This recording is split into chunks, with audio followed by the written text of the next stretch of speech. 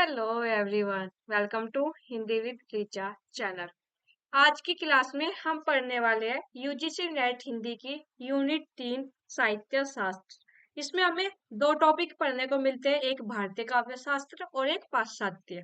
ठीक है, तो यहाँ पर जो मैं आपके लिए ये वाली जो हमारी सीरीज शुरू हुई है, ये प्रीवियस ईयर क्वेश्चन पेपर की ही सीरीज है, लेकिन एक नए तरीके से है। इसमें हम यूनिट वाइज पीवाईक्यू कर रहे हैं। इसमें मैंने रखे हैं 2020 से 2023 तक के क्वेश्चन पेपर, यानी 2020 से 2023 तक की बात करूं तो दोनों शिफ्ट के मिलाकर पेपर 2 हिंदी के टोटल 10 क्वेश्चन पेपर बैठ रहे थे। तो मैंने हर क्वेश्चन पेपर में जितने भी क्वेश्चन यूनिट 3 से आए हैं वो सब एक जगह रखे हैं। तो आज की क्लास का हमारा टॉपिक है यूनिट 3। हम डेली एक यूनिट के जो है पीवाईक्यू सोल्व कर रहे हैं। शुरू करते हैं अपना। जब आप ये पेपर सोल्व करो, क्लास देखो, तो दर्शक बनकर मत देखना, कॉपी पेन रखना, टॉपिक डाल लेना यूनिट 3 और 1 2 3 नंबरिंग कर लेना। ठीक है, बाद में चेक करना कि आपके टोटल क्वेश्चन में से कितने क्वेश्चन सही हो रहे हैं। जो सही हो रहे हैं ठीक है, जो गलत हो रहे हैं उन टॉपिक का आपको रिवीजन करना है। हर क्वेश्चन पर मैंने लिखा हुआ है कि ये क्वेश्चन कौन से ईयर का है। ठीक है, पूरी जानकारी आपको यहाँ पर कॉर्नर में लिखी मिलेगी, कौन से शिफ्ट का है, कौन से ईयर का है और ये पेपर कब हुआ था। ठीक है, अब शुरू करते हैं क्वेश्चन नंबर 1। सबसे पहले मैंने दिसंबर 2022 के पेपर रखे हैं, फिर जून 2022, फिर 2021, फिर 2020, सबसे आखिरी में मैंने 2023 जो हमारा अभी हाल ही में एग्जाम हुआ था जून में, उसके क्वेश्चन रखे हैं।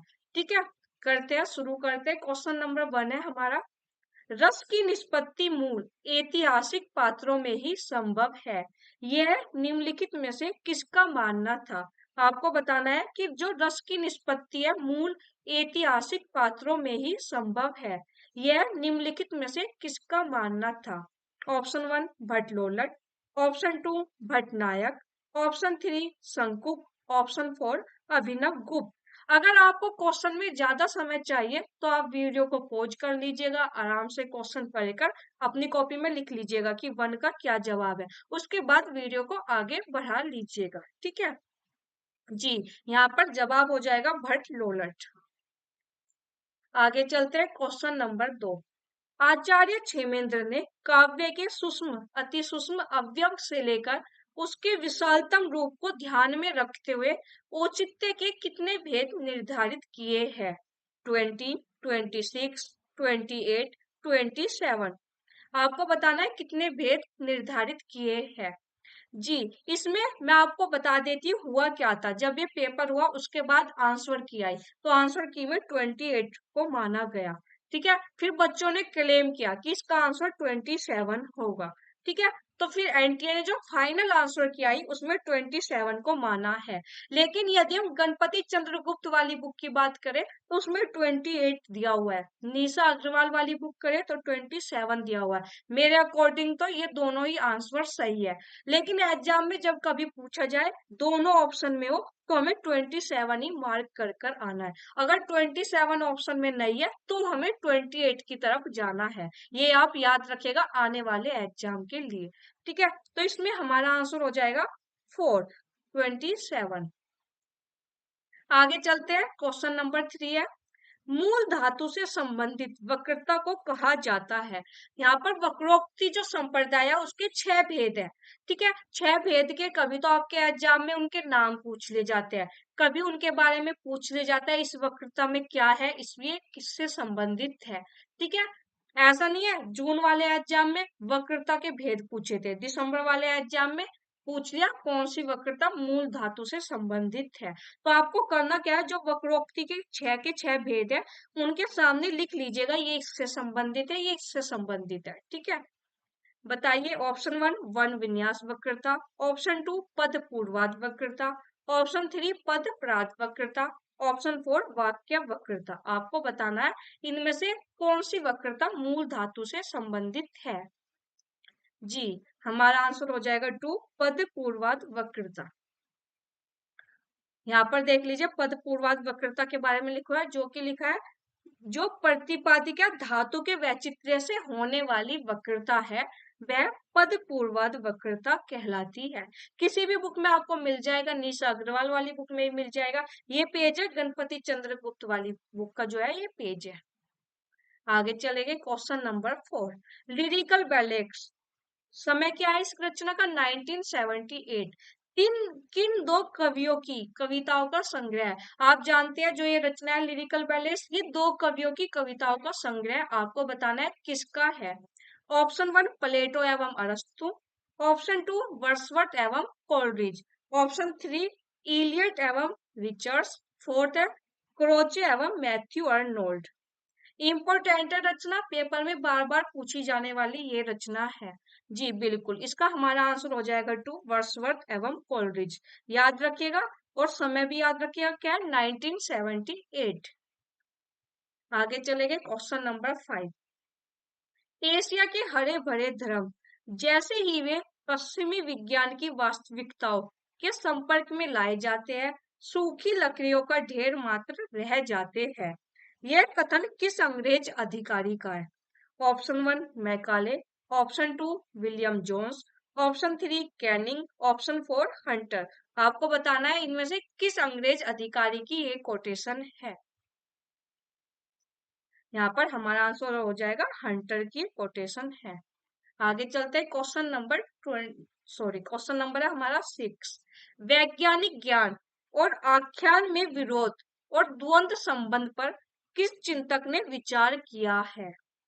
ये चाहे तो ये क्वेश्चन हमारा यूनिट 4 में भी इसकी गिनती हो सकती थी। यूनिट 4 वैचारिक वाला है तो थोड़ा थोड़ा क्वेश्चन उसी टाइप का है।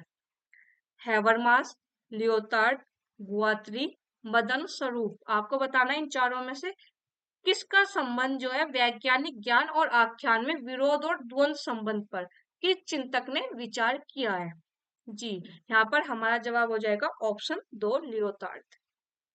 आगे चलते हैं क्वेश्चन नंबर 7। ये काव्य दोष से संबंधित सही उदाहरण है। इधर काव्य दोष दिए गए हैं और उदाहरण दिए हुए हैं। आपको बताना है कौन कौन सा उदाहरण काव्य दोष के बारे में बिल्कुल सही है। ठीक है, क्लिष्ट दोष का उदाहरण ये बिल्कुल सही है, आपको इस तरह बताना है। क्वेश्चन नंबर 7 ये थोड़ा सा हार्ड क्वेश्चन भी है, थोड़ा अलग टाइप का क्वेश्चन है।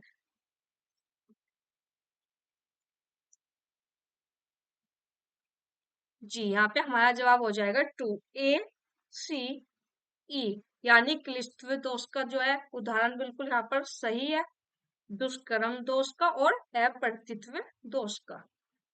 आगे चलेंगे क्वेश्चन नंबर 8। काव्य रीति के संबंध में सही कथन है। ये रीति संप्रदाय से क्वेश्चन आया है। ठीक है, रीति शब्द का प्रथम प्रयोग आचार्य वामन ने किया। दंडी ने रीति के स्थान पर मार्ग शब्द का प्रयोग किया। मैं आपको हमेशा कितनी बार बता चुकी हूँ कि रीति शब्द को किसने क्या शब्द दिया है वो आपको पता होना चाहिए। किसी ने रीति को मार्ग बोला है, किसी ने संघटना बोला है, इस तरह बोला है, तो आपको पता होना चाहिए। किसी ने वृत्ति बोला है रीति को, तो वो आप एक जगह, मुझे उम्मीद है कि आपने अभी तक उसके नोट्स बना लिए होंगे। बी पॉइंट है दंडी ने रीति के स्थान पर मार्ग शब्द का प्रयोग किया।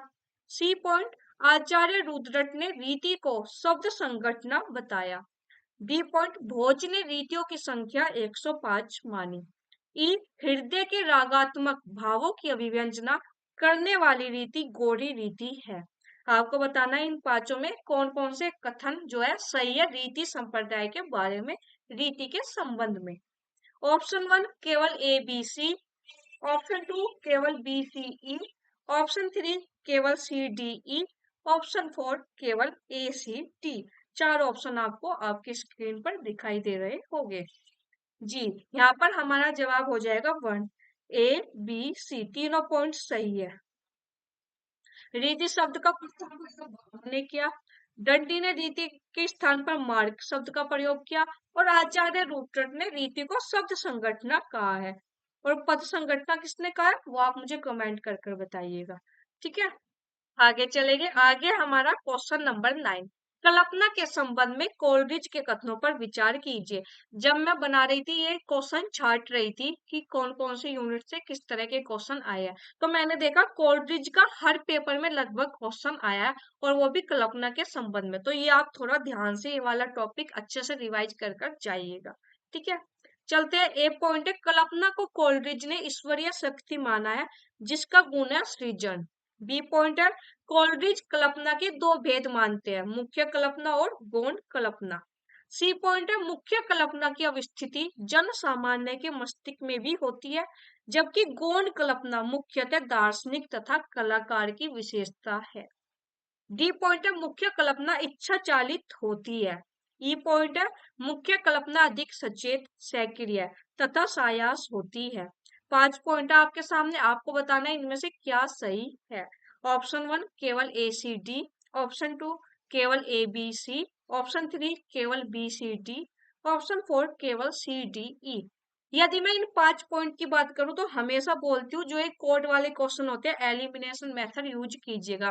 कोई इतना होशियार नहीं होता, कोई इतना महान नहीं होता कि उसे पांचों के पांचों पॉइंट बिल्कुल 100% श्योर पता हो। ठीक है, 5 में से 2 पॉइंट पता है, 3 पॉइंट पता है, तो भी आपका काम चल जाएगा, क्वेश्चन पे डिपेंड करता है। ठीक है, जैसे मैं यही क्वेश्चन लूं, तो अगर मैं 5 पॉइंट की बात करूं तो इसमें जो मुझे सबसे इजी पॉइंट लग रहा है वो बी पॉइंट है। इजी मैं उस आधार पे बताती हूँ जो एग्जाम में पहले पूछे जा चुके होते हैं, बिल्कुल बेसिक जानकारी होती है। तो बी पॉइंट कह रहा है हमारा, कोलरिज कल्पना के दो भेद मानते हैं, मुख्य कल्पना और गौण कल्पना। तो सबसे इजी यही पॉइंट है, तो हम देखेंगे, हमें पता है बी तो है ही 100%।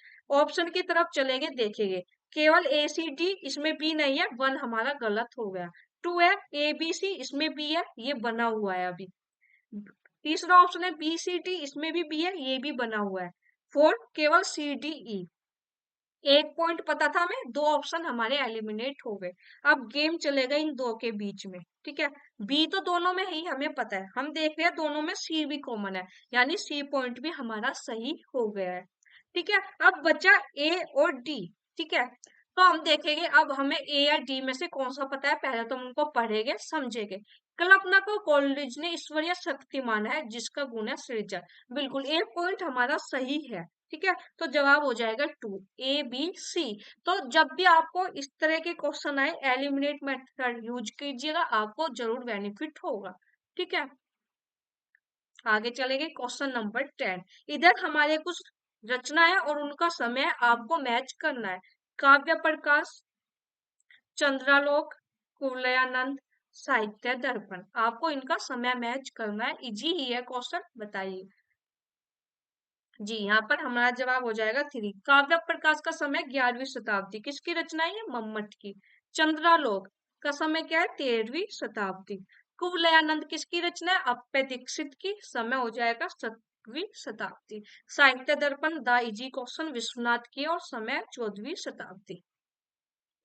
आगे चलेंगे, क्वेश्चन नंबर 11। लक्षणा मूला ध्वनि का भेद है, आपको बताना है इन 4 में से कौन सा लक्षणा मूला ध्वनि का भेद है। यह आपको वहां पर मिल जाएगा, गणपति चंद्र वाली बुक में अच्छे से इनका विभाजन दिया हुआ है। ए संलक्ष्य क्रम ध्वनि, ऑप्शन 2 संलक्ष्य क्रम ध्वनि, ऑप्शन 3 अर्थांतर संक्रमित वाच्य ध्वनि, ऑप्शन 4 शब्द संयुक्त वाच्य ध्वनि। 4 है, आपको बताना है इनमें से कौन सा लक्षणमूला ध्वनि का भेद है। जी, इसमें हमारा जवाब हो जाएगा 3 अर्थांतर संक्रमित वाच्य ध्वनि। भेद की बात करूं, ये रहे लक्षणमूला ध्वनि के भेद है, इसके 2 भेद है, अर्थांतर संक्रमित वाच्य और अत्यंत तिरस्कृत वाच्य। तो इसमें हमारा जवाब हो जाएगा 3। ये है गणपति चंद्रगुप्त वाली बुक का पेज है, यहीं पे आपको विभाजन अच्छे से मिल जाएगा ध्वनि का। आगे चलते हैं, क्वेश्चन नंबर 12। भावे ने समस्त अलंकारों को मूल किस अलंकार को माना है, उपमा, रूपक, वक्रोक्ति, यमक। जी बिल्कुल, यहाँ पर हमारा जवाब हो जाएगा 3 वक्रोक्ति को माना है। ये भी गणपति चंद्र वाली बुक में आपको आराम से मिल जाएगा। ठीक है, आगे चलते हैं, क्वेश्चन नंबर 13। निम्नलिखित कथनों पर विचार करते हुए सही कथन चुनिए। नई समीक्षा के बारे में यूनिट 3 में आप सिलेबस पढ़ोगे तो वहां पर लिखा हुआ है यूनिट 3 में नई समीक्षा। ठीक है, ए नई समीक्षा काव्य के निरपेक्ष अस्तित्व को स्वीकार करती है। बी नई समीक्षा का आरंभ 19वीं सदी में ब्रिटेन में हुआ, इस नाम का सर्वप्रथम प्रयोग एलेन टेट ने किया। सी इलियट का मत है कि केवल अतीत ही वर्तमान के रूप को मर्यादित नहीं करता, वर्तमान भी अतीत को प्रभावित करता है। डी पॉइंट है, इलियट के अनुसार कवि का मन असंख्य भावनाओं, पदावलियों, बिंबों के ग्रहण एवं संचयन के निमित्त एक आधान पात्र की भांति होता है।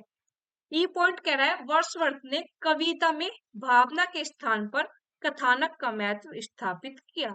5 पॉइंट है, आपको बताना है इनमें से कौन कौन से पॉइंट सही है। ऑप्शन 1 केवल ए, सी और डी, ऑप्शन 2 केवल बी, डी और ई, ऑप्शन 3 केवल सी, डी और ई, ऑप्शन 4 केवल ए, बी और डी।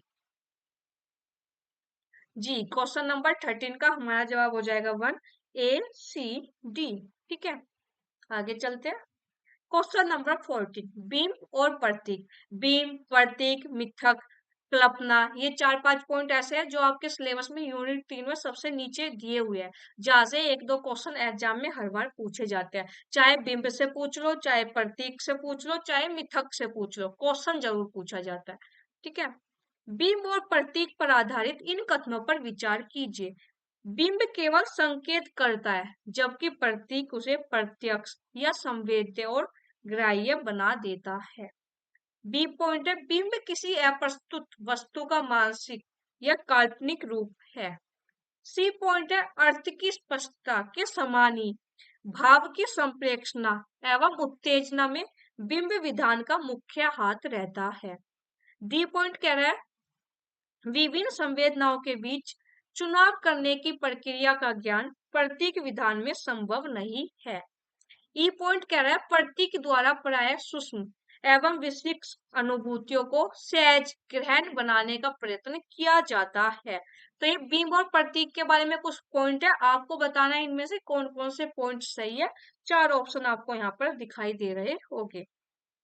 बिल्कुल, यहाँ पर जो हमारा जवाब हो जाएगा 2 बी, सी, ई। बिंब किसी अप्रस्तुत वस्तु का मानसिक या काल्पनिक रूप है, बिल्कुल सही है। अर्थ की स्पष्टता के समान ही भाव की संप्रेषणा एवं उत्तेजना में बिंब विधान का मुख्य हाथ रहता है, सही पॉइंट है।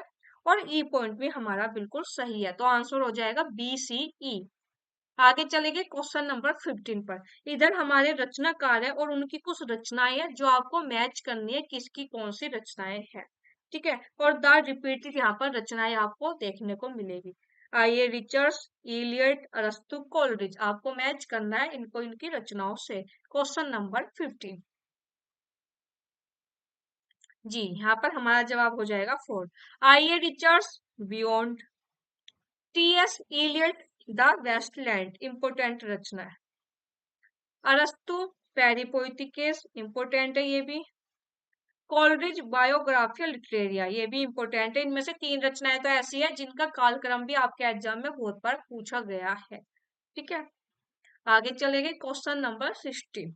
कथन 1 कह रहा है, इलियट की दृष्टि में परंपरा की व्यापक अर्थवत्ता है। आप जानते हैं परंपरा का सिद्धांत किसने दिया, इलियट ने दिया है, वहीं से ये क्वेश्चन आया है कि इलियट की दृष्टि में परंपरा की व्यापक अर्थवत्ता है, उसे दाय या विरासत के रूप में प्राप्त नहीं किया जा सकता, उसकी प्राप्ति के लिए कठोर परिश्रम आवश्यक है। कथन 2 कह रहा है, परंपरा कोई मृत या अनुपयोगी वस्तु नहीं है, वस्तुतः जो मृत या अनुपयोगी है उसे परंपरा की संज्ञा देना ही अनुचित है। अब आपको बताना है दोनों पॉइंट में से दोनों सही है, दोनों गलत है। कथन 1 सही, कथन 2 गलत, कथन 1 गलत, कथन 2 सही। 4 ऑप्शन आपको यहाँ पर दिख रहे हैं। यहाँ पर हमारा जवाब हो जाएगा क्वेश्चन नंबर 16 का 1। दोनों कथन बिल्कुल सही है। आगे चलेंगे क्वेश्चन नंबर 17। प्लेटो के निम्नलिखित ग्रंथों में आलोचनात्मक सामग्री की दृष्टि से कौन सा ग्रंथ अधिक उपादेय नहीं है।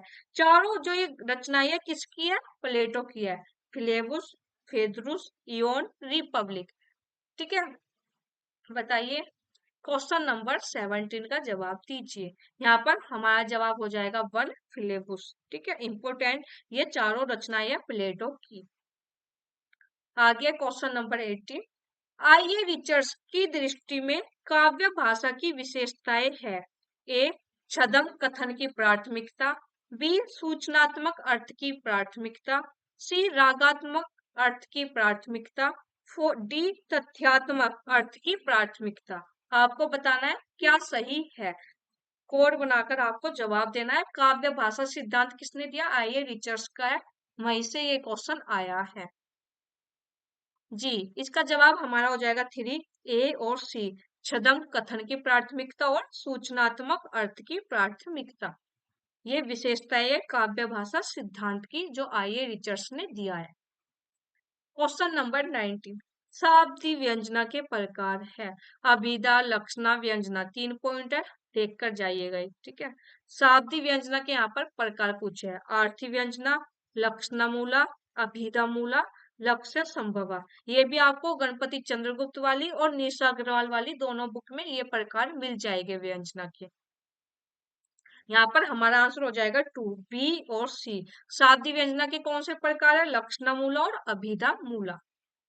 आगे चलेंगे क्वेश्चन नंबर 20, निम्नलिखित में से कौन सी विशेषता सिर्फ गौण कल्पना की है? जैसा कि मैंने पहले कहा है, कल्पना वाला देखकर जाइएगा, इंपॉर्टेंट है। अचेतन, संगठन, अनैच्छिक, विघटन। आपको बताना है इन चारों में से कौन सी विशेषता जो है गौण कल्पना की है। जी बिल्कुल, आंसर हो जाएगा विघटन। तो यानी ये चारों ये तीनों किसकी हो गई विशेषता? ये मुख्य कल्पना की हो गई। याद रखिएगा, कीवर्ड है, चाहे तो नोट कर लीजिएगा। पीछे भी क्वेश्चन आया था, उसमें भी नोट कर लीजिएगा कीवर्ड, और यहाँ पर भी मुख्य कल्पना लिख लीजिएगा एक तरफ, गौण कल्पना, और ये कीवर्ड जो है नोट कर लीजिएगा। आपको बहुत बेनिफिट होगा। अगर यहाँ से क्वेश्चन आया तो आपको बेनिफिट 100% होगा, अगर आपको ये कीवर्ड याद रहे, ठीक है।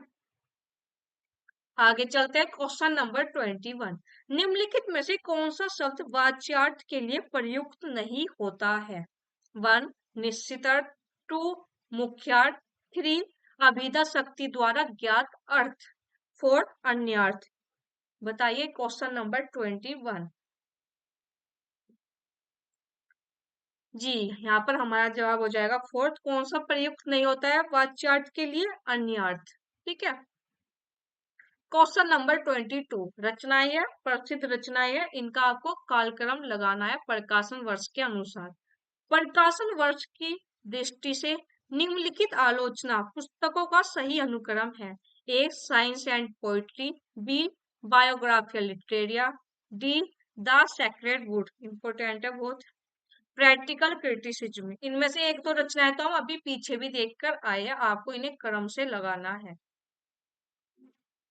जी, यहाँ पर हमारा जवाब हो जाएगा 2 BCAD। आगे क्वेश्चन नंबर 23, यहाँ पर पूछा है संलक्ष्य क्रम ध्वनि के भेद है। रसादी ध्वनि, वस्तु ध्वनि, अलंकार ध्वनि, वर्णगत ध्वनि। 4 पॉइंट आपको बताना है, इनमें से कौन कौन से संलक्ष्य क्रम ध्वनि के भेद है। जी, यहाँ पर हमारा जवाब हो जाएगा 4 बी और सी, वस्तु ध्वनि और अलंकार ध्वनि। आगे 24, निम्नलिखित में से यह कथन साकाव्य घटना अनुकूल शब्दों उपस्थिति किसका है? Rudrata, Kuntaka, Jagannath, Vaman.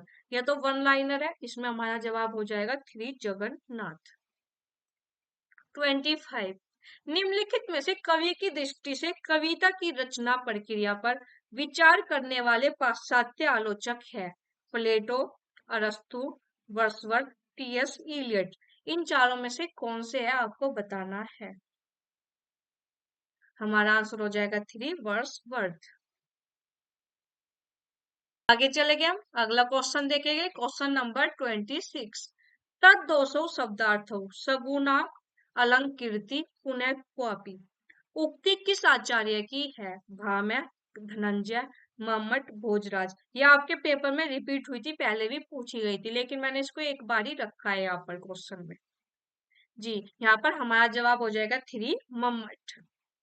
Question number 27, T S. Eliot की आलोचना की विशेषता में शामिल है।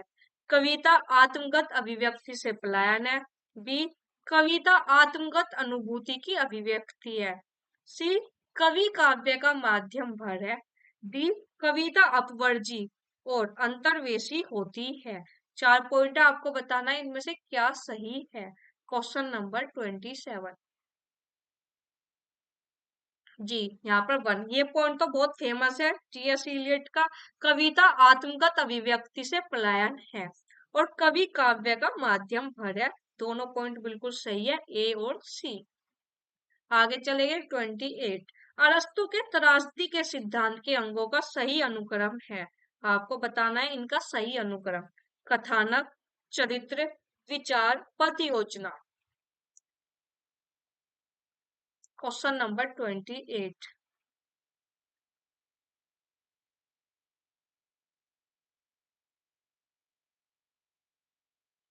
जी बिल्कुल, यहाँ पे हमारा जवाब हो जाएगा थ्री।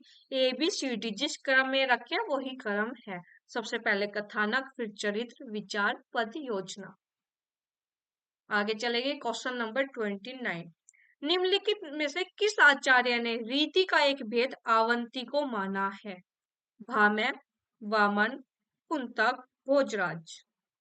रीति का भेद क्या माना है? अवंती को भी माना है। इनमें से किसने माना है? चार राइटर आपके सामने दिख रहे होंगे आपको।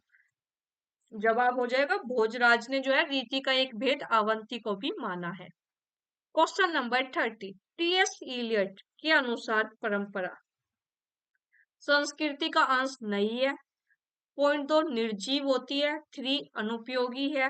फोर्थ, जीवित संस्कृति का एक अंश है। आपको बताना है इलियट के अनुसार परंपरा क्या है। जी बिल्कुल, आंसर हो जाएगा थ्री। इलियट के अनुसार परंपरा अनुपयोगी है। आगे चलते हैं क्वेश्चन नंबर 31। इधर राइटर के नाम है, इधर रचनाएं के नाम है, आपको मैच करना है। प्लेटो, डब्ल्यू के, कोलरिज, लीविस। जी, यहाँ पर हमारा जवाब हो जाएगा क्वेश्चन नंबर 31 का वन। प्लेटो इयोन, ठीक है, पीछे भी देखी हमने। डब्ल्यू के की है लिटरेरी क्रिटिसिज्म। कोलरिज की कौन सी है हमारी रचना? शेक्सपियर। और लीविस की है द ग्रेट। ठीक है, देख लीजिएगा, इंपॉर्टेंट है इसमें इयोन और लिटरेरी क्रिटिसिज्म तो ज्यादा इंपॉर्टेंट है। आगे चलेंगे क्वेश्चन नंबर 32। ये काव्य लक्षण है, आपको बताना है इसमें किसका कथन है? कुंतक, राजशेखर, भोजराज, विश्वनाथ। क्वेश्चन नंबर 32, हमारा जवाब हो जाएगा टू, राजशेखर का ये कथन है। Question number 33। निम्नलिखित में से भोजराज की पुस्तक है? अभिनव भारती, व्यक्ति विवेक, काव्य कौतुक, श्रृंगार प्रकाश। ये हमारा पेपर चल रहा है जो 26 दिसंबर 2021 को हुआ था। सेकेंड शिफ्ट का चल रहा है, दिसंबर 2020 जून 2021। दोनों क्यों लिखे? क्योंकि कंबाइंड हुआ था हमारा एग्जाम कोविड की वजह से। बिल्कुल, भोजराज की रचना का नाम है श्रृंगार प्रकाश। आगे चले गए क्वेश्चन नंबर 34। निम्नलिखित में से यह कथन किसका है? जो यहाँ पर एक कथन दिया आपको बताना है किसका है। भामह, दंडी, उद्भट, वामन। Question number 34। जी, जवाब हो जाएगा वन, भामह का ये कथन है। आगे चले गए 35। निम्नलिखित में से कौन सा कोलरिज का ग्रंथ नहीं है? आपको बताना है। One, the table talk. Two, letters. Three, lectures on Shakespeare. Fourth, Elizabethan essays. आपको बताना है इन चारों में से कौन सा ग्रंथ नहीं है कोलरिज का। नई शब्द पर फोकस कीजिएगा, ठीक है। हमारा जवाब हो जाएगा इसका वन और थ्री, क्योंकि ये दोनों ही कोलरिज के ग्रंथ नहीं है। तो एनटीए ने जब आंसर किया ही तो दोनों को ही सही आंसर माना था। यदि कोई वन पर लगा कर आया है उसे भी नंबर मिले हैं, और यदि कोई थ्री पर लगा कर आया उसे भी नंबर मिले हैं, क्योंकि इसका जवाब वन और थ्री दोनों ही सही है। दोनों ही कोलरिज के ग्रंथ नहीं है, ये दोनों कोलरिज के ग्रंथ है। ठीक है, क्वेश्चन नंबर 36। निम्नलिखित में से कौन सा कथन सही नहीं है? आपको बताना है। ए, ऑप्शन वन, सॉरी वन है हमारा, अरस्तु का अनुकरण सिद्धांत प्लेटो के अनुकरण सिद्धांत से सर्वथा भिन्न है। दो, अरस्तु ने स्पष्ट कर दिया है कि कवि और चित्रकार के माध्यम अलग अलग है। थ्री पॉइंट है, प्लेटो ने अनुकरण को सभी कलाओं की एकता का सामान्य आधार माना है। फोर्थ पॉइंट है, अरस्तु का अनुकरण सिद्धांत प्लेटो के अनुकरण सिद्धांत का अनुकरण मात्र है। 4 पॉइंट है, बताना है आपको क्या सही नहीं है। ठीक है जी, हमारा जवाब हो जाएगा इसका 4, क्योंकि अरस्तु का अनुकरण सिद्धांत प्लेटो के अनुकरण सिद्धांत से भिन्न है। बिल्कुल ये हमारा पॉइंट सही है। अरस्तु ने एक स्पष्ट कर दिया कि कवि और चित्रकार के माध्यम अलग अलग होते हैं, ये भी बिल्कुल सही है। और प्लेटो ने अनुकरण को सभी कलाओं की एकता का सामान्य आधार माना है, ये भी पॉइंट सही है। ये गलत है कि अरस्तु का जो अनुकरण सिद्धांत है वो प्लेटो के अनुकरण सिद्धांत का अनुकरण मात्र है, बिल्कुल गलत पॉइंट है, अनुकरण मात्र नहीं है वो बिल्कुल भी। ठीक है, दोनों अलग अलग है। ठीक है, देखो पहला पॉइंट ही फोर्थ पॉइंट को काट रहा है कि अरस्तु का अनुकरण सिद्धांत प्लेटो के अनुकरण सिद्धांत से सर्वथा भिन्न है। जब हमारा 1 पॉइंट सही हो गया तो फोर्थ तो अपना आप ही गलत हो गया। ठीक है, आगे चलते हैं क्वेश्चन नंबर 37। निम्नलिखित में से कौन सा कथन सही है? 1, वर्ड्सवर्थ की प्रसिद्ध कृति बायोग्राफिया लिटरेरिया में कल्पना के सिद्धांत का विस्तृत विश्लेषण है। 2, कोलरिज और विलियम वर्ड्सवर्थ में गुरु शिष्य का संबंध था और कल्पना के संबंध में दोनों के मतैक्य का यह एक महत्वपूर्ण कारण था। 3 है, कोलरिज के अनुसार किसी कलाकृति का मूल्य उसकी कलात्मकता में ही है, उसके बाहर नहीं। 4th पॉइंट है, कल्पना को कोलरिज केवल काव्य सर्जन के लिए अनिवार्य मानते हैं, आलोचना में उसकी भूमिका नहीं होती। इसमें आपको बताना है कौन सा कथन सही है। 4 पॉइंट आपको दिख रहे हैं, बताइएगा।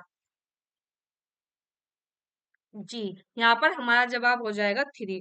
कोलरिज के अनुसार किसी कलाकृति का मूल्य उसकी कलात्मकता में ही है, उसके बाहर नहीं। बाकी तीनों पॉइंट हमारे बिल्कुल गलत है। Question number 38। निम्नलिखित में से टी.एस. इलियट की पुस्तकें हैं? Science and poetry, the sacred book, the making of literature, D the wasteland. ये तो जो पीछे हमने क्वेश्चन यदि आपने ध्यान से करे तो भी आप इसका जवाब दे दोगे। Question number 38। जी, यहाँ पर हमारा जवाब हो जाएगा 2, बी और डी। दोनों किसकी रचनाएं है? टी.एस. इलियट की। यहाँ पर इनकी रचनाएं जो इम्पोर्टेंट है वो लिखा हुआ भी है। द वेस्टलैंड पर इन्हें नोबेल पुरस्कार भी मिला था। ठीक है, और द सेक्रेड वुड 1920 की रचना है। बताइए क्वेश्चन नंबर 39। आचार्य क्षेमेंद्र के ग्रंथों के नाम है? व्यक्ति विवेक, रसकुमार चरित, कवि कंठाभरण, सुवृत तिलक। इन 4 में से कौन कौन से क्षेमेंद्र के ग्रंथ है आपको बताना है। ऑप्शन 1 ए और बी, ऑप्शन 2 बी और सी, ऑप्शन 3 ए और डी, ऑप्शन 4 सी और डी। Question number 39। जी, हमारा जवाब हो जाएगा 4 सी और डी। ये दोनों ग्रंथ जो है कवि कंठाभरण, सुवृत तिलक किसके? आचार्य क्षेमेंद्र के हैं। आचार्य क्षेमेंद्र के कुल 4 ग्रंथ है। कवि कंठाभरण, औचित्य विचार चर्चा, सुविदित तिलक और दशावतार चरित। चारों इंपोर्टेंट है। ठीक है, आगे चलेंगे क्वेश्चन नंबर 40। यहाँ पर निम्नलिखित पाश्चात्य आचार्यों का जन्म वर्ष के आधार पर सही क्रम लगाना है। रोलाबार्ट, सोस्यूर, कोलरिज, रिचर्ड्स। आपको इन चारों का जो है सही क्रम लगाना है जन्म वर्ष के आधार पर। जी, यहाँ पर हमारा जवाब हो जाएगा 2 सी बी डी ए। आगे चलेंगे क्वेश्चन नंबर 41। शक्ति कवित्व बीज रूप है, संस्कार है, विशेष है। अर्थात कवित्व निर्माण के बीज रूप संस्कार को शक्ति कहते हैं। प्रतिभा के विषय में उक्त उद्धरण किस आचार्य का है? आचार्य कुंतक, जगन्नाथ, मम्मट या फिर डंडी। इन चारों में से किसका है आपको बताना है। Question number 41। जी बिल्कुल, यहाँ पर हमारा जवाब हो जाएगा 3 आचार्य मम्मट की पंक्ति इंपोर्टेंट है, बार बार रिपीट होने वाली ये पंक्ति है। आगे चलते हैं 42। निम्नलिखित में से किस आचार्य ने रसों की संख्या 8 मानी है? दंडी, धनंजय, रुद्रट, अभिनवगुप्त। तो रसों की संख्या 8 किसने मानी है वो दंडी ने। ठीक है, आगे चलेंगे। आगे हम देखेंगे क्वेश्चन नंबर 43। निम्नलिखित में से कौन सा कथन सही है? ऑप्शन 1 है आई.ए. रिचर्ड्स की प्रसिद्ध कीर्ति का नाम the principle of literary criticism है, प्रैक्टिकल क्रिटिसिज्म नहीं। दूसरा पॉइंट कह रहा है आई.ए. रिचर्ड्स का आलोचनात्मक लेखन कार्य 19वीं सदी के अंत तक समाप्त हो गया। 3 कह रहा है ऑप्शन रिचर्ड्स जिसे संप्रेक्षण कहते हैं वह भारतीय काव्य शास्त्र के साधारणीकरण का ही एक रूप है। फोर्थ है रिचर्ड्स का एक सिद्धांत मूल्य सिद्धांत है जिसका मनोविज्ञान से कोई संबंध नहीं है। बताना है आपको क्वेश्चन नंबर 43। चारों पॉइंट जो है आई.ए. रिचर्ड्स से संबंधित है। जी यहाँ पर हमारा जवाब हो जाएगा 3। रिचर्ड्स जिसे संप्रेक्षण कहते हैं वह भारतीय काव्य शास्त्र के साधारणीकरण का ही एक रूप है। ये बिल्कुल सही पॉइंट हमारा है। आगे चलेंगे क्वेश्चन नंबर 44। रूसी रूपवाद के प्रतिकूल अवधारणाएं कौन सी है? रसवाद, मार्क्सवाद, कलावाद, संरचनावाद। अगर आपने यूनिट 3 का सिलेबस देखा होगा ध्यान से तो वहां पर एक पॉइंट लिखा हुआ है रूसी रूपवाद, जहां से ये क्वेश्चन आया है। जी क्वेश्चन नंबर 44 का हमारा जवाब हो जाएगा 2 ए बी, रसवाद और मार्क्सवाद। Question number 45। पूर्ण क्लासिक कीर्ति वह जिसमें किसी मानव समाज की पूर्ण शक्ति निहित हो, यह कथन किसका है? रिचर्ड्स का, इलियट, क्रोचे, अर्नोल्ड। आपको बताना इन चारों में से किसका ये कथन है। Question number 45।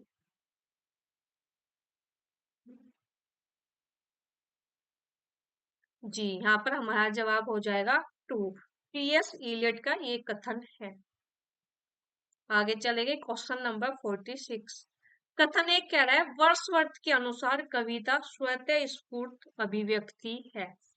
कथन दो कह रहा है कोलरिज के अनुसार रम्य कल्पना केवल स्मृति पर निर्भर है जबकि कल्पना प्रेरणा और अवधारणा आदि अनेक स्रोतों से सामग्री संचय करती है। उपरोक्त कथन के आलोक में नीचे दिए गए विकल्पों में से सबसे उपयुक्त उत्तर का चयन कीजिए। आपको बताना है दोनों कथन सही है, दोनों गलत है। कथन एक सही, कथन दो गलत। फोर्थ ऑप्शन कह रहा है कथन एक गलत, कथन दो सही। क्वेश्चन नंबर 46 का जवाब दीजिए। जी बिल्कुल, यहाँ पर हमारा जवाब हो जाएगा 1। कथन एक और दो दोनों सत्य है। आगे चलेंगे क्वेश्चन नंबर 47। विज्ञान और कविता साइंस एंड पोएट्री पुस्तक के लेखक कौन है? Richards, Eliot, Matthew Arnold, Raymond Williams. आपको बताना इन चारों में से किसकी रचना है विज्ञान और कविता साइंस एंड पोएट्री। जी 1 लाइनर क्वेश्चन है, इसमें आपको बस रचना याद करनी है, इसमें कुछ समझाने का नहीं है। जवाब हमारा हो जाएगा 1 आई.ए. रिचर्ड्स। आगे चलते हैं क्वेश्चन नंबर 48। जो ये हमारे क्वेश्चन चल रहे हैं ना, यहाँ पर ये लिखा नहीं है लेकिन मैं बता देती हूँ। जो जून में हमारा एग्जाम हुआ अभी 17 जून को जो एग्जाम हुआ था 2023 में, उसके पेपर चल रहे हैं अब। ठीक है, ये वाला क्वेश्चन भी और ये भी। सत्य कथन है, 5 पॉइंट है, बताना है क्या सही है। ए भारत ने नाट्य शास्त्र के 16वें अध्याय में अलंकारों का निरूपण किया है। बी उद्भट, जयदेव और प्रतिहारेंद्रराज अलंकार संप्रदाय के आचार्य है। सी पॉइंट कह रहा है काव्य दर्श के दूसरे और तीसरे परिच्छेद में अलंकार निरूपण है। डी पॉइंट कह रहा है काव्य अलंकार में 6 परिच्छेद है। और ई पॉइंट कह रहा है काव्य अलंकार सार संग्रह रुद्रट का ग्रंथ है। तो मैं इसका जवाब खुद ही दे देती हूँ क्योंकि इसमें कुछ कंफ्यूजन है, वो बता देती हूँ। इसमें चारों पॉइंट सही है, तो एनटी ने जो है दोनों ऑप्शन सही माने हैं 1 और 2। दो तो गलत हो गए क्योंकि काव्य अलंकार सार संग्रह रुद्रट का ग्रंथ नहीं है।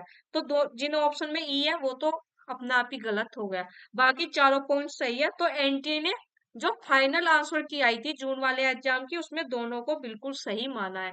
जो 1 लगा कर आए उन्हें भी नंबर मिले, जो 2 लगा कर आए थे उन्हें भी नंबर मिले हैं। ठीक है, आगे चलते हैं क्वेश्चन नंबर 49। सत्य कथन है, देखो ये जून वाला चल रहा है फर्स्ट शिफ्ट का, जो 17 जून को अभी हाल ही में एग्जाम हुआ है। बिल्कुल लेटेस्ट जो क्वेश्चन हुआ है वही मैं आपको करवा रही हूँ, जून 2023। ए पॉइंट कह रहा है वैदर्भी रीति में ओज गुण प्रकाशक वर्णों की अधिकता होती है। बी पॉइंट कह रहा है भरत के नाट्य शास्त्र में रीति के लिए प्रवृत्ति शब्द का उल्लेख है। सी पॉइंट कह रहा है वामन ने रीति के 5 प्रकार माने हैं, वैदर्भी, गौड़ी, पांचाली, शौरसैनी और लाटिया। डी पॉइंट कह रहा है कुंतक ने रीति को मार्ग कहा है। ई पॉइंट कह रहा है भोज ने अवंतिका और मागधी नामक 2 नई वृत्तियों की उद्भावना की है। ये भी आपका एलिमिनेट से हो जाएगा। अगर मैं इसमें सबसे इजी पॉइंट देखूं तो सबसे इजी पॉइंट इसमें मुझे सी लग रहा है, क्योंकि रीति संप्रदाय किसका है, वामन का है। तो जाहिर सी बात है हमें ये पता होगा कि वामन ने रीति के कितने प्रकार माने हैं। तो वामन ने रीति के 3 प्रकार माने हैं, वैदर्भी, गौड़ी, पांचाली। यहाँ पर 5 है तो सी पॉइंट गलत हो गया। चारों ऑप्शन देखेंगे तो चारों में सी पॉइंट जो है 3 में मिलता है, एक में नहीं मिलता, तो वही हमारा आंसर हो जाएगा बी डी ई। ठीक है, इसका आंसर हमारा हो जाएगा केवल बी डी ई। कुंतक ने भी रीति को मार्ग कहा है और पीछे हम देख कर आए थे दंडी ने भी रीति को मार्ग कहा है। ठीक है, और अवंतिका वाला भी पीवाईक्यू में हम पीछे देख कर आए हैं। ठीक है, आगे चलते हैं क्वेश्चन नंबर 50। पाश्चात्य काव्य चिंतकों को उनके जन्म वर्ष के अनुसार पहले से बाद के क्रम में लगाइए। देखो अरस्तु, प्लेटो, कोलरिज और वर्ड्सवर्थ, रिचर्ड्स, मैथ्यू अर्नोल्ड, ये 6-7 नाम ऐसे हैं जिनका आपको क्रम पता होना चाहिए। ठीक है, आपके पाठ्यक्रम में यूनिट 3 में लगे हुए हैं। कम से कम जो राइटर आपके यूनिट 3 में लगे हैं उनका क्रम आपको याद होना चाहिए। आप देखते होगे पहले प्लेटो, उनका सिद्धांत आपके पाठ्यक्रम में, फिर अरस्तु, कोलरिज, रिचर्ड, इस तरह। तो उन सबका आपको प्रकाशन वर्ष पता होना चाहिए। ठीक है, A I A Richards, Matthew Arnold, Coleridge, Wordsworth, Eliot, इन 5 को आपको पहले से बाद के क्रम में लगाना है। Question number 50। जी बिल्कुल, यहाँ पर हमारा जवाब हो जाएगा fourth, D C B E A. इसी तरह का क्वेश्चन आपने पहले भी देखा और जून वाले एग्जाम में भी आया था। यहाँ पर 5 का तो मैंने लिखा हुआ है, आप इसी में प्लेटो, अरस्तु ये सब जोड़ दीजिएगा। ठीक है, जो आपके पाठ्यक्रम में। Wordsworth 1770, Coleridge 1772, Matthew Arnold 1822, Eliot 1888, Richard 1893। उससे पहले यहाँ पर प्लेटो और अरस्तु और आ जाएगी। ठीक है, आगे चलते हैं क्वेश्चन नंबर 51। निम्नलिखित में से किस व्याख्याकार ने, अब यहाँ पर ये सेकंड शिफ्ट का क्वेश्चन है, निम्नलिखित में से किस व्याख्याकार ने अरस्तु के अनुकरण सिद्धांत की व्याख्या करते हुए लिखा है यह सादृश्य विधान अथवा मूल का पुनरुत्पादन है, सांकेतिक उल्लेखन नहीं। आपको बताना इन चारों में से किसने कहा है, एटकिंस, गिलवर्ट, जेम्स, बूचर। ये थोड़ा हार्ड क्वेश्चन है, ये कोटेशन आ जाती है बिल्कुल अलग सी। तो ये एग्जाम में होता है ना, 100 क्वेश्चन में से 5-6 क्वेश्चन ऐसे रहते हैं जिनका ये नहीं पता चलता कहाँ से पूछे गए हैं। ठीक है, तो उन क्वेश्चन पर ज्यादा दिमाग नहीं लगाना है। ठीक है, आपको नहीं आते, किसी को भी नहीं आते हैं। ठीक है, जो एग्जाम देने आए हैं। बिल्कुल, इसका जवाब हो जाएगा फोर्थ, बूचर। 52 क्वेश्चन है, मिथक के संबंध में उचित कथन है। ए पॉइंट कह रहा है मिथन संपूर्ण मानवता के शताब्दियों में सारभूत अनुभव पुंज है और अवचेतन में सुसुप्त होने के बावजूद कई क्षेत्रों में हमारा प्रत्यक्ष अप्रत्यक्ष रूप नियमन करते हैं।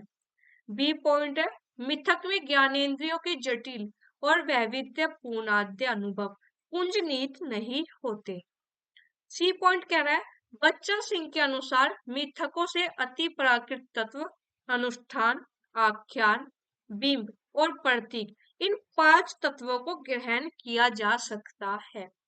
डी हिंदी में मिथक के लिए पूरा वृत्त, पूरा कथा और पूराख्यान आदि शब्द प्रयुक्त होते हैं। ई पॉइंट कह रहा है समाज शास्त्रियों के अनुसार मिथक सामाजिक व्यवस्था के संरक्षण तथा संचालन के लिए नहीं गढ़े जाते हैं। 5 पॉइंट है, आपको यहाँ पर चारों ऑप्शन दिख रहे हैं, कोड बनाकर आपको जवाब देना है। Question number 52। जी यहाँ पर हमारा जवाब हो जाएगा 3 ए सी डी। इसमें जो है सी पॉइंट बहुत इंपॉर्टेंट है, ध्यान रखिएगा। ठीक है, आगे चलते हैं क्वेश्चन नंबर 53। कुंतक सम्मत वक्रोक्ति के भेदों में से निम्नलिखित में से कौन एक नहीं है। देखो किसी पेपर में इनके अंदर का पूछ लेंगे, किसी पेपर में इनका भेद ही पूछ लेंगे। तो जैसा कि मैंने आपको बताया वक्रोक्ति के 6 भेद है, 6 के 6 भेदों के नाम आपको याद होने चाहिए। फिलहाल आपको बताना है इन चारों में से कौन सा भेद नहीं है। पद पूर्वाध वक्रता, प्रकरण वक्रता, अर्थ वक्रता, प्रबंध वक्रता। तो इसका हमारा आंसर हो जाएगा 3, अर्थ वक्रता। आगे चलेंगे क्वेश्चन नंबर 54। रस गंगाधर, चंद्रालोक, साहित्य दर्पण, काव्य अनुशासन, रस मीमांसा। 5 क्रम दिख रहे हैं, कालानुक्रम आपको पहले से बाद के क्रम में इनको लगाना है। Question number 54। उम्मीद करती हूँ कि आपको इनके राइटर तो पता ही होगी किसकी कौन सी रचना है। बिल्कुल हमारा जवाब हो जाएगा 3, DBCAE। आगे चलते हैं क्वेश्चन नंबर 55। काव्य सर्जन की प्रक्रिया के संबंध में प्लेटो का विचार है। एक, कवि क्रम दैविक शक्तियों से प्रेरित और अभिभूत है। बी, काव्य सर्जन की प्रक्रिया एक सुचिंतित कलात्मक प्रयास है।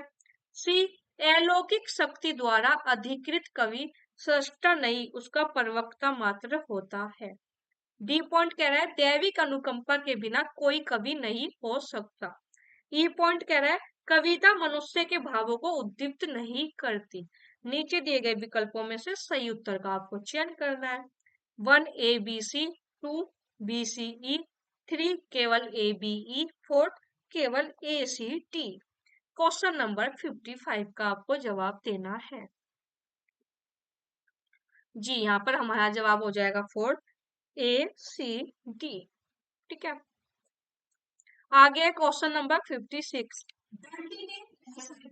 वह निर्मल शास्त्र ज्ञान और अमंद अभियोग यानी कि अभ्यास को काव्य हेतु माना है। मम्मट के अनुसार शक्ति निपुणता अभ्यास पीछे भी हम देख कर आए हैं काव्य रचना के हेतु है। उपरोक्त कथन के आलोक में आपको ये 4 ऑप्शन दिए गए हैं, सही जवाब देना है। ऑप्शन 1 कथन दोनों सही है। ऑप्शन 2 दोनों कथन गलत है। ऑप्शन 3 कथन 1 सही कथन 2 गलत। ऑप्शन 4 कथन 1 गलत लेकिन कथन 2 जो है सही है। क्वेश्चन नंबर 56 का जवाब दीजिए। जी यहाँ पर हमारा जवाब हो जाएगा 1, कथन 1 और 2 दोनों सही है। आगे चलेंगे क्वेश्चन नंबर 57। इधर ये रचनाएं है और इनका आपको समय मैच करना है। सॉरी रचनाएं कह रही हूँ, रचनाकार है। जयदेव, विश्वनाथ, धनंजय, हेमचंद्र। जी इजी है, जवाब हमारा हो जाएगा 4। जयदेव 13वीं शताब्दी, विश्वनाथ 14वीं शताब्दी। पीछे इनके ग्रंथ का समय पूछा था जब साहित्य दर्पण। ठीक है, धनंजय 10वीं शताब्दी, हेमचंद्र 12वीं शताब्दी। ठीक है, आगे चलेंगे। ये हमारा आज का अंतिम क्वेश्चन है, क्वेश्चन नंबर 58। त्रासदी के संबंध में अरस्तु के काव्य चिंतन के प्रमुख बिंदु है। ए, त्रासदी कार्य गंभीर, स्वतःपूर्ण और निश्चित आयाम से युक्त होता है। बी पॉइंट कह रहा है त्रासदी कार्य की अनुकृति है। सी पॉइंट कह रहा है त्रासदी न तो कार्य व्यापार का वर्णन है और न ही प्रस्तुति है। डी पॉइंट कह रहा है त्रासदी के 4 अनिवार्य अंग कथानक, चरित्र, पदावली और गीत है।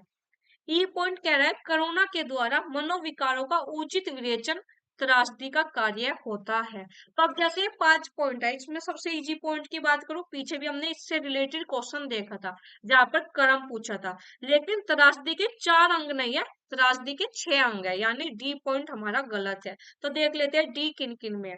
डी है इन दोनों में, यानी 3 और 4 एलिमिनेट हो गया। अब दोनों में देखें तो ए भी है बी भी है, यानी ए और बी हमारा बिल्कुल सही है। तो अब जंग चलेगी सी और ई के बीच में कि क्या पॉइंट हमारा सही है। तो इसमें हमारा जवाब हो जाएगा 2, ABE।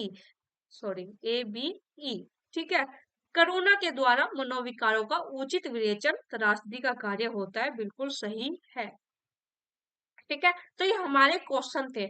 मैंने क्वेश्चन छांटे 10 क्वेश्चन पेपर में से 2020 से लेकर 2023 तक के में। ठीक है, 10 क्वेश्चन पेपर में मुझे यूनिट 3 से 58 क्वेश्चन मिले। 4-5 रिपीटेड क्वेश्चन थे जो मैंने नहीं रखे हैं और 1-2 क्वेश्चन हो सकता है कि नजर ना पड़ी हो। क्योंकि जब आप 10 क्वेश्चन पेपर में से छांटते हो तो मैं ये तो दावा नहीं करूंगी कि मैंने बिल्कुल 100% छांट ली, पर 90%, 85-90% बिल्कुल आपके लगभग इतने ही क्वेश्चन आए हैं। जो रिपीटेड क्वेश्चन थे वे मैंने कम ही रखे हैं, एक दो फिर भी रखे हैं, लेकिन ज्यादा नहीं रखे हैं। ठीक है, तो यहाँ पर हमारे 58 क्वेश्चन बैठे। आप मुझे कमेंट कर कर जरूर बताइएगा कि आपके 58 में से कितने क्वेश्चन सही हो रहे हैं, और आपको आज की क्लास से कुछ हेल्प हुई या नहीं, आपका रिवीजन हुआ या नहीं, ये भी बताइएगा। इसको शेयर कर दीजिएगा। कोई डाउट है तो आप मुझे टेलीग्राम के माध्यम से पूछ लीजिएगा, नहीं तो सबसे अच्छा तरीका है इसी वीडियो के नीचे कमेंट कर दीजिएगा। मैं सभी के कमेंट पढ़ती भी हूँ और रिप्लाई भी देती हूँ। ठीक है, तो सबसे अच्छा तरीका जो मुझे लगता है, वीडियो के नीचे ही कमेंट कर दो, आपको रिप्लाई मिल जाएगा वहीं पर। ठीक है, और आपको अगर मेरी वीडियो अच्छी लग रही है, कंटेंट पसंद आ रहा है, मेरे आइडिया पसंद आ रहे हैं आपको, तो हमारे चैनल को सब्सक्राइब कर दीजिएगा। धन्यवाद।